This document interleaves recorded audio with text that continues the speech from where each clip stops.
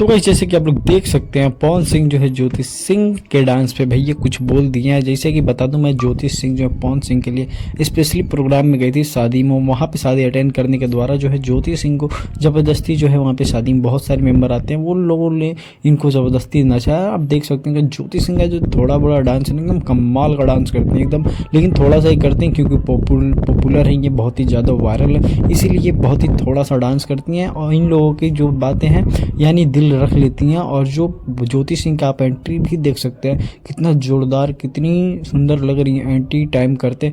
वही चीज़ जो है जो पवन सिंह को मालूम चला, पवन सिंह ने बहुत ही ज़्यादा तारीफ़ किया कि ज्योति सिंह बहुत ही अच्छा डांस भी करती है। ज्योति सिंह जो है वाकई में ज्योति सिंह है, और पवन सिंह का जो है ये बयान बहुत ही अच्छा लगा, ज्योति सिंह को भी अच्छा लगा, और ज्योति सिंह के फ़ैन फॉलोइंग को सबको भी अच्छा लगा भाई साहब। क्योंकि ज्योति सिंह का जो ये डांस प्रोग्राम था ना, वहाँ पे शादी में अटेंड करने के द्वारा जो डांस किया, बहुत ही मस्त डांस किया ज्योति सिंह ने, एकदम दिल छू लेने वाला डांस किया।